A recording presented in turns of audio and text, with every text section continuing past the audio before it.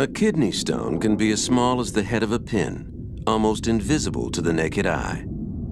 But as every stone former knows, the pain resulting from this tiny crystal structure can be enormous. Inside kidney stone disease. Kidney stones, or renal calculi, are aggregates of crystals enclosed in a matrix that develop within the kidneys.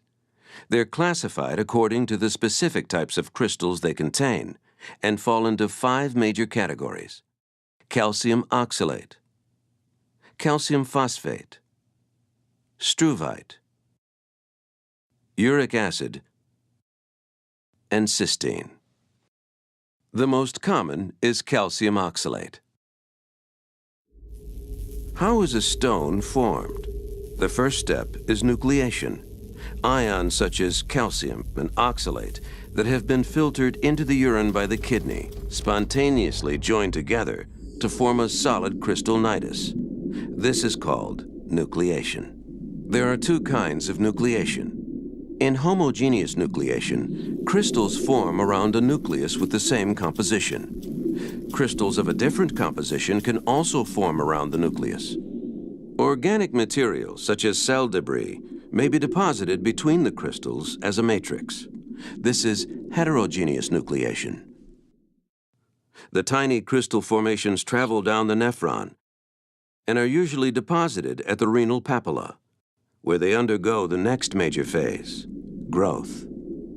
Crystals that have already formed then begin to stick together, forming large aggregates. As we can see, crystals can aggregate very quickly.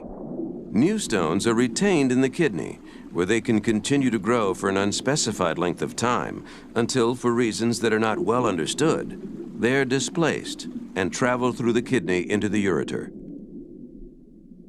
If a stone continues to grow until it reaches a critical size, which can be as small as 4 to 5 millimeters in diameter, it may be too large to pass easily through the ureter. The edges of the stone may become wedged inside the ureter at the ureteropelvic junction, where the ureter crosses over the iliac artery, or at the ureterovesical junction. The result? Pain and obstruction until the stone slowly passes into the bladder and eventually passes out of the body in the urine stream. In the U.S., it is estimated that 13% of men and 7% of women will develop a kidney stone during their lifetime. Fortunately, in about 78% of these patients, stones will be expelled spontaneously.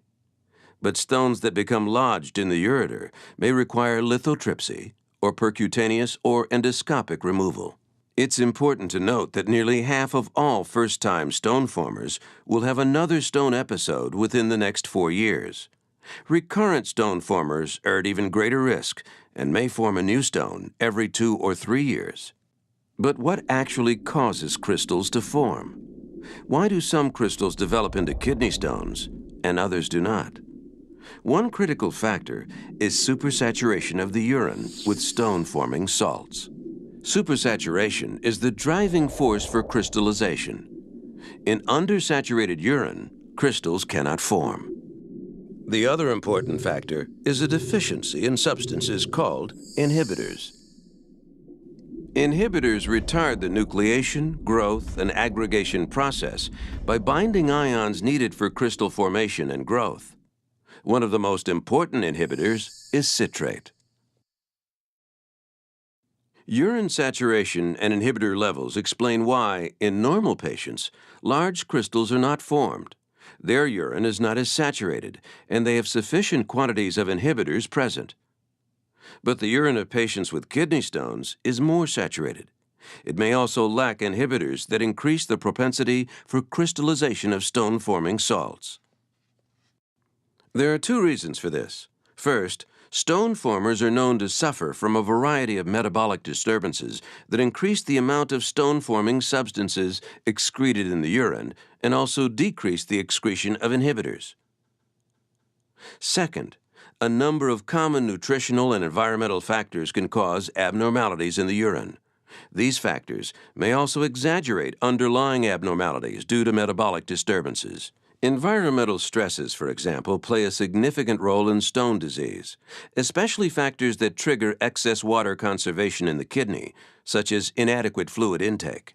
Dehydration is a major cause of kidney stones, which is why people living in areas with high temperatures and humidity have a higher incidence of stone formation.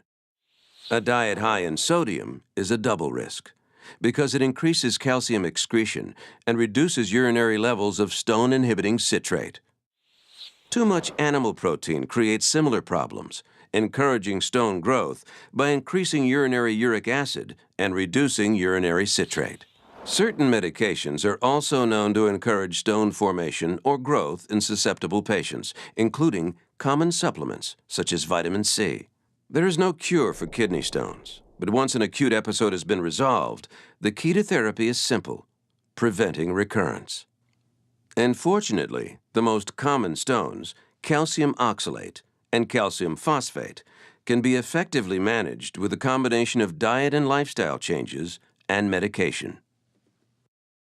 Compliance with proven management guidelines, such as increasing fluid intake and avoiding stone-promoting foods, can significantly reduce stone recurrence. Medical therapies, such as thiazide diuretics and potassium citrate, are also highly effective in appropriate patients and can reduce the need for expensive assisted stone removal procedures, such as shockwave lithotripsy, SWL.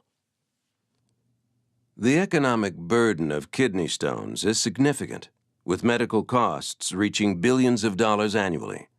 Effective management of this painful disease remains a key priority at Mission Pharmacal, the leader in innovative stone disease therapies.